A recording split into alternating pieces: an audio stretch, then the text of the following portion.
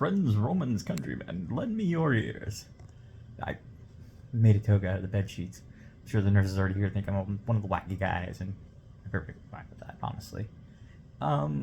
Just thought I'd do a quick vlog with a bit of a health update. Still in the hospital.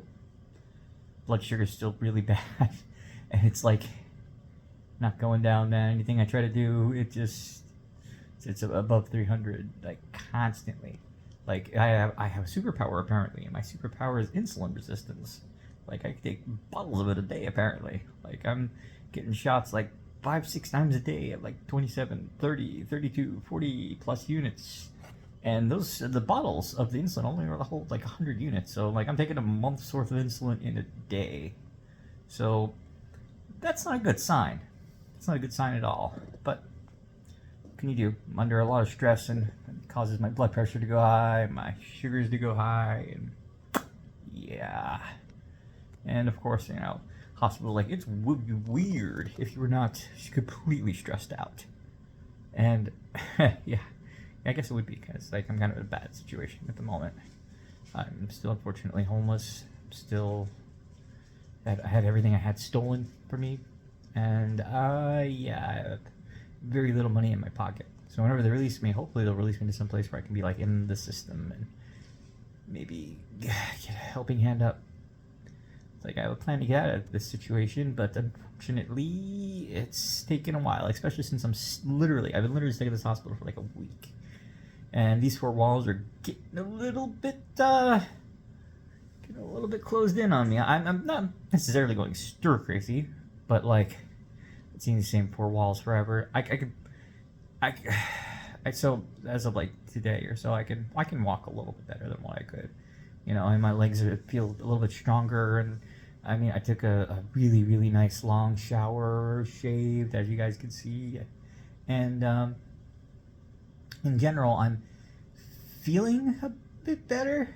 Like, I no longer feel like I'm dying, but like, even still, my blood sugars are really bad, and so technically, I guess I am dying. I don't know. I'm just waiting for the shoe to drop and figure something out, because I'm in a bit of a rut and I don't know what to do, so I gotta figure out how to get out of this rut.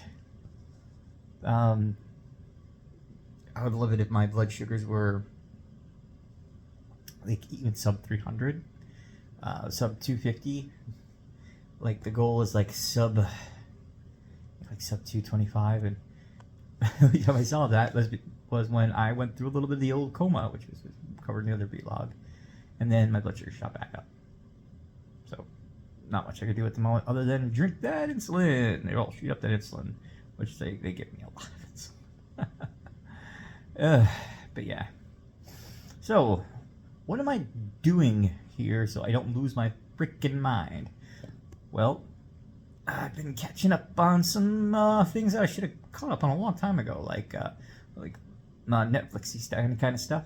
That kind of stuff. Like, for example, I watched the live action One Piece. I probably should have caught it when it first came out, because I heard it had really good reviews. But yeah, the live action One Piece was fantastic. The people that they got to play, like Luffy and all the other characters, which is absolutely amazing. Like I was shocked how good it was. Just shocked how good it was. Absolutely 100% a recommendation. Even if you're not a fan of One Piece, it's still pretty damn good. They really utilize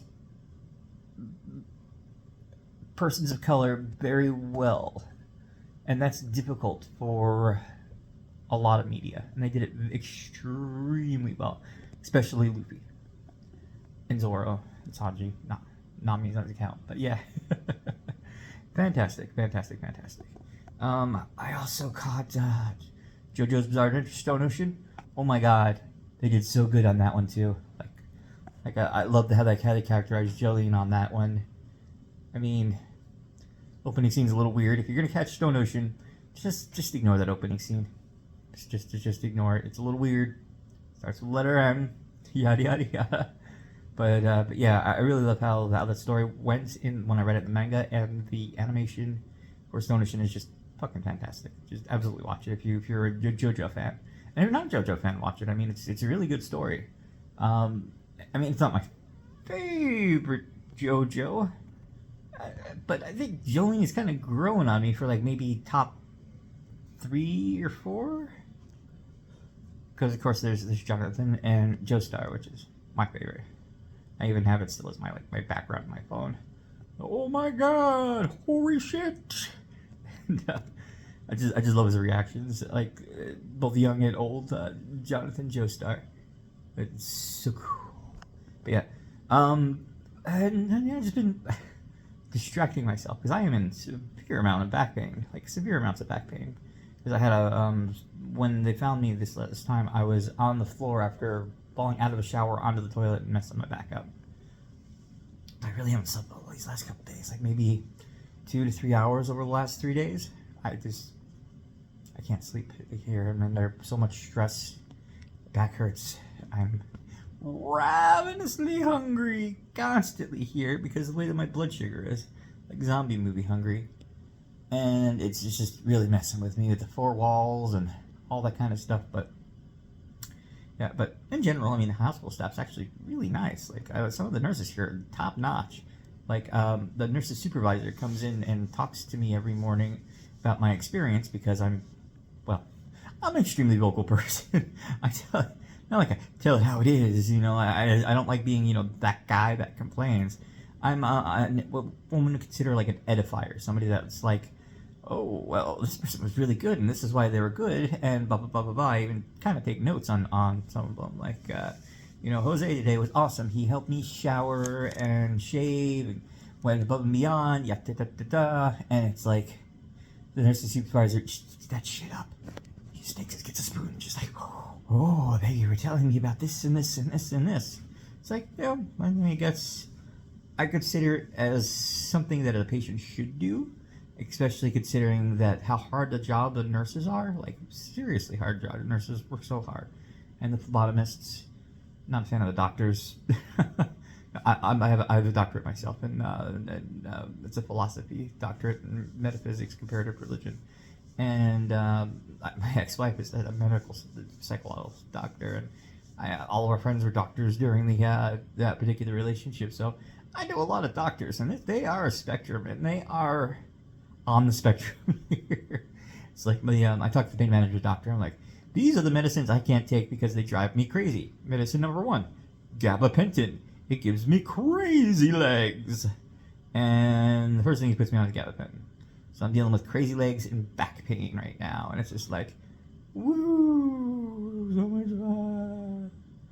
And I tell people about it, and they're like, oh, well, they know best. Like, no, they don't know best. These doctors, like, for example, the endocrinologist here, fantastic person, don't get me wrong, absolutely fantastic person.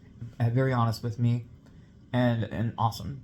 But he was like, well, I have the last time I even heard about your disease was in a textbook 20 years ago, and I answered it once on a test, and it's like, yeah. So with rare diseases, you got to be your own expert. So I explained about McCune Albright syndrome, polyostotic fibrous dysplasia, how restless legs hit me. They were earthquake. But yeah, I told about polyostotic fibrous dysplasia, McCune Albright syndrome, how it makes my endocrine system go super high, super low constantly, and it's hard to fight. And tumors in my bones, the benign ones, how much painful they are, yada yada yada. And he's like, oh, okay. And then he wants to wants me to visit him and his 20 plus students, so they could have some kind of Q&A after I get out of the hospital. I'm like, sure. It's for the best though. Reason being is that crazy. Try not to shake the camera.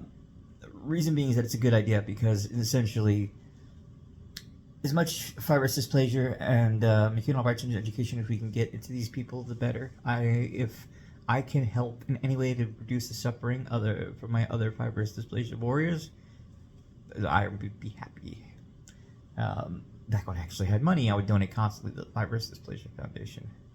Now, please donate to me. I'm hungry and I'm bored and I'm homeless. Literally. But yeah, no. The nurses are fantastic. Doctors treat like shit here, except for the endocrinologist, who's super cool. Beyond that, I mean, I'm bored and in pain and watching cheesy romantic anime, and these walls are closing in. Supposedly they want to release me soon, but they don't want to release me until I'm below 300, 300 my sugar, 300 consistently. So I may be here for at least a few more days. I don't know. They're like, we don't want to hold you any longer, but and your blood is really bad. You should have chose better blood when you were making your character selection. I don't know. I think that I think that we could make a diabetic in D&D, like a quick character diabetic. Like there's special rules about vampires in D&D 5e. That's they could be like, they don't have to suck blood. They could suck like cerebral spinal fluid. I mean, even suck semen. I mean, any of the fluids that they have to eat. I mean, it counts. So perhaps you could make like a D&D character build where it's like they have to suck pancreatic juice in order to be able to survive. And if they don't suck enough pancreatic juice, they get irritable and weak. If they carry like a sack of pancreases so they can not like die. And of course, pancreas is like not an organ anybody eats ever, even in the fantasy world. It's a junk organ. You can make insulin out of it, of course, but it could be like, oh yeah, I want to buy 30 pancreases for a Capricorn. But yeah, that would be an interesting character build. Like the diabetic vampire must eat pancreases or pancreas juice in order to survive. I'm totally gonna play that next time. Totally gonna play that next time. I'm not just like a DM. I'm essentially a professional DM for a while there, and I would love to play as a player character again one of these days. And I think totally I could do that. Like a diabetic vampire. Give me bad ideas. Good bad ideas though. Not all bad ideas are bad. Some bad ideas are good. But anyways, but yeah. So stuck here in pain, crazy leg. Bless his life. But anyways, I'm going to quit the vlog. I'm exhausted. I don't know if I'm gonna try to sleep or not because my back hurts so bad I'm not gonna be able to sleep, but I gotta sleep. It's been over 2 days since I had more than a couple hours sleep.